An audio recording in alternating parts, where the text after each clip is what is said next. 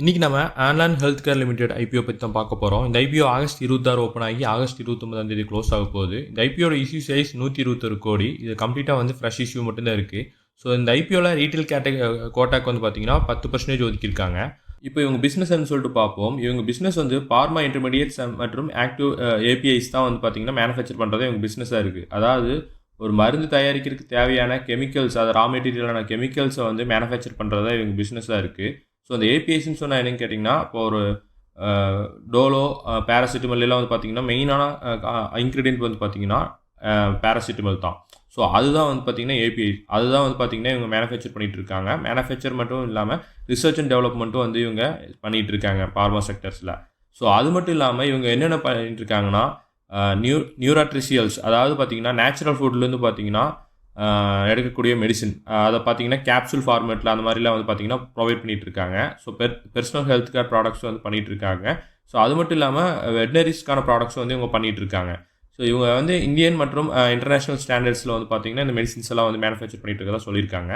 இவங்க வந்து இப்போ இவங்களோட ப்ராடக்ட் போர்ட்ஃபோலியோவில் 65 கமர்ஷியல் ப்ராடக்ட்ஸ் தற்போது வரைக்கும் இருக்குது. இதில் 28 ப்ராடக்ட்ஸ் வந்து பார்த்தீங்கன்னா பைலட் ஸ்டேஜில் இருக்குது. 49 ப்ராடக்ட்ஸ் வந்து பார்த்தீங்கன்னா டெஸ்டிங் ஸ்டேஜஸில் வந்து இருக்குது இவங்களுக்கு.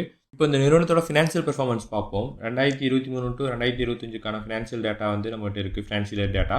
ஸோ இதில் வந்து ஃபஸ்ட்டு இவங்களோட டோட்டல் இன்கம், அதாவது ரெவன்யூ பார்ப்போம். ரெவன்யூ வந்து பார்த்தீங்கன்னா 2023 2024 ஒரு ஹியூஜ் ட்ராப் நம்மளால் பார்க்க முடியுது. அப்படியே பாதியாக குறைஞ்சிருக்கு இவங்களோட ரெவன்யூ.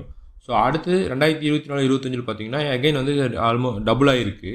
ஸோ 2025 ஃபினான்ஷியலில் வந்து ஷார்ப்பாக இன்க்ரீஸ் ஆகிருக்கு, நம்மளால் பார்க்க முடியுது. அதே மாதிரி இவங்க ப்ராஃபிட் வந்து பார்த்தீங்கன்னா எல்லா ஃபினான்ஷியலேருந்து ஆல்மோஸ்ட் டபுள் ஆகிருக்கு. ஸோ 2023 24 கம்பேர் பண்ணும்போது ஆல்மோஸ்ட் டபுள் ஆகிருக்கு. எகைன் 24 25 கம்பேர் பண்ணும்போது மறுபடியும் இவங்க ப்ராஃபிட் வந்து டபுள் ஆகிருக்கு, நம்மளால் பார்க்க முடியுது. ஸோ இவங்களோட எபிடாவும் வந்து பார்க்கும்போது நல்ல ஒரு ஹெல்த்தி ஜம்பை தான் வந்து நம்மளால் பார்க்க முடியுது. நல்ல ஸ்ட்ராங் ஆப்ரேஷனல் க்ரோத் இருக்கிறத தெரிஞ்சுக்க முடியுது. ஸோ அடுத்து இவங்க நெட்ஒர்த் வந்து பார்த்தீங்கன்னா ஆல்மோஸ்ட் வந்து 10 மடங்கு வந்து 2 வருஷத்தில் உயர்ந்திருக்கு. இவங்க பாரோயிங்ஸ் வந்து பார்க்கும்போது 2023 24 வந்து உயர்ந்திருக்கு. ஆனால் 2024 25 கம்பேர் பண்ணும்போது அவங்க ப்ராஃபிட் பாரோயிங்ஸை வந்து கடன்களை வந்து அவங்க குறைச்சிக்கிறத நம்மளால் பார்க்க முடியுது. ரீசெண்டாக வந்து அவங்க டெப்ட் ரெடியூஸ் ஆகிருக்கு, அதை நம்மளால் தெரிஞ்சுக்க முடியுது. ஓவராலாக பார்க்கும்போது இவங்களோட ப்ராஃபிட் வந்து நல்லா ஸ்ட்ராங், ரெவன்யூ மற்றும் ப்ராஃபிட் வந்து நல்லா ஸ்ட்ராங்காக இருக்குது. ஸோ இப்போ இவங்களோட கீ ரேஷியோஸ் எல்லாம் எப்படி இருக்குன்னு சொல்லிட்டு பார்ப்போம். இவங்களோட ஆர்ஒஇ, ரிட்டர்ன் ஆன் ஈக்விட்டி 40.45% இருக்குது. இது நல்லா எக்ஸலண்ட்டாக இருக்குது. ஸோ ஷேர் ஹோல்டர்ஸ்க்கு வந்து நல்ல ரிட்டர்ன் கொடுக்குன்னு சொல்லிட்டு நம்மளால் தெரிஞ்சுக்க முடியுது. ஆர்ஓசிஇ வந்து பார்த்தீங்கன்னா கேபிட்டல் எம்ப்ளாய்ட் 21.93% இருக்குது. இது வந்து நல்ல எஃபிஷியன்சியாக இருக்குது. டெப்ட் ஈக்விட்டி வந்து பார்த்தீங்கன்னா 1க்கு கீழே தான் இருக்குது, 0.73. இது வந்து மாட்ரேட்டாக இருக்குது. ஸோ இது வந்து மேனேஜபிள் தான், not very high. Return on net worth வந்து பார்த்தீங்கன்னா 25.51% இருக்குது. இது வந்து நல்லா ஸ்ட்ராங்காக இருக்குது. பேட் மார்ஜின் வந்து பார்த்தீங்கன்னா 17% இருக்குது. இதுவும் நல்லா ஒரு ஹெல்த் கேர் செக்டாக இருக்குது. இது ஒரு நல்ல ஹெல்த்தி மார்ஜின் தான். எபிடா மார்ஜின் வந்து பார்த்தீங்கன்னா 26.88% இருக்குது. இதுவும் நல்லா குட்டாக தான் இருக்குது. இதில் வேல்யூஷன்ஸ் மட்டும்தான் பார்த்தீங்கன்னா ஹையர் சைடில் இருக்குது, 4.51% இருக்குது. ஸோ இப்போ நம்ம பார்த்த எல்லா விஷயத்துலையுமே வந்து பார்த்தீங்கன்னா கன்சர்னாக இருக்கக்கூடிய ஒரே விஷயம் இவங்களோட வேல்யூஷன்ஸ் மட்டும் வந்து ஹையர் ப்ரீமியம் வேல்யூஷனாக இருக்குது, ஹையர் வேல்யூஷனாக இருக்குது. ஸோ இப்போது இவங்களோட பியர் கம்பெனிஸ் பார்ப்போம். இவங்க ஹெல்த் கேர் செக்டரில் இவங்களோட பியர்ஸ் வந்து Kronox lab, Accutas chemicals, Supriya life science எல்லாம் இவங்கெல்லாம் தான் வந்து இவங்களோட பியர் கம்பெனிஸாக இருக்காங்க. இவங்க பியர்ஸ் எல்லாத்தையும் கூட கம்பேர் பண்ணும்போது இவங்க பி ரேஷியோ வந்து பார்த்தீங்கன்னா எல்லா நிறுவனங்களோட வந்து கம்மியாக தான் இருக்குது. ஸோ சீப்பராக தான் இருக்காங்க. ஸோ இது ஒரு நல்ல ஒரு sign. So return on net worth வந்து பார்த்தீங்கன்னா இவங்க ஆல்மோஸ்ட் எல்லா கம்பெனியோட இவங்களோட தான் அதிகமாக இருக்குது. எக்ஸப்ட் வந்து கிரானிக்ஸ் நிறுவனத்தையோட தான் வந்து இவங்க கம்மியாக இருக்காங்க. பட் கிட்டத்தட்ட வந்து அவங்களோட ரேஞ்சில் தான் இருக்காங்க. ஸோ இவங்களோட ப்ரைஸ் டு புக் வேல்யூ பார்க்கும்போது ஸோ இவங்க எல்லா பியர் கம்பெனிஸஸோட இவங்க தான் வந்து சீப்பராக இருக்காங்க. ஸோ வேல்யூஷன்ஸில் இவங்க தான் வந்து சீப்பராக இருக்காங்க. ஸோ ஓவராலாக பார்க்கும்போது இவங்க பியர் கம்பெனிஸஸ் கூட இவங்க வந்து நல்லா அட்ராக்டிவாக வேல்யூடாக இருக்காங்க. ஸ்ட்ராங் நெட்ஒர்க் மற்றும் க்ரோத் வந்து இருக்குது. ஸோ பியர்ஸ் கூட இவங்களோட பெட்டராக போட்டி போட்டுட்ருக்காங்க, நம்மளால் தெரிஞ்சுக்க முடியுது. ஸோ ஓவராலாக பார்க்கும்போது இவங்க ஃபினான்ஷியலாக நல்லா ஸ்ட்ராங்காக தான் இருக்காங்க. கம்பெனி நல்லா அக்ரெசிவாக க்ரோத் ஆகிட்டுருக்கு. பியர்ஸ் கூட கம்பேர் பண்ணும்போதும் நல்ல ஃபேர்லி வேல்யூடாக இருக்காங்க. ஸோ இந்த நிறுவனம் வந்து பார்த்திங்கன்னா நல்ல ஃபினான்ஷியல் பெர்ஃபார்மன்ஸில் தான் இருக்குது.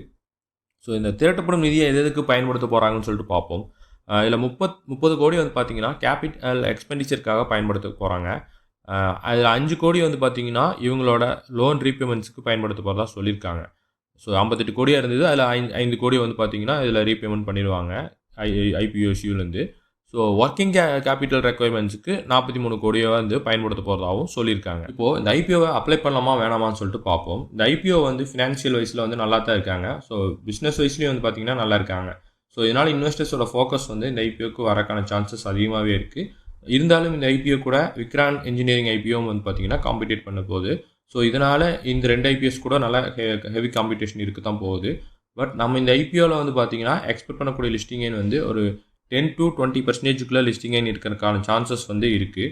ஸோ நீங்கள் ஒரு லாங் டேர்முக்கு இதை இன்வெஸ்ட் பண்ணலாமான்னு கேட்டால் லாங் டேர்முக்கு இந்த ஐபிஓ வந்து நல்ல ஒரு நிறுவனமாக தான் இருக்காங்க. ஆனால் நீங்கள் லாங் டேர்முக்கு கன்சிடர் பண்ணுறதா இருந்தால் ஃப்ரீக்வெண்ட்டாக வந்து இவங்களோட பெர்ஃபார்மன்ஸை வந்து ட்ராக் பண்ணிக்கிறது நல்லதாக இருக்கும்.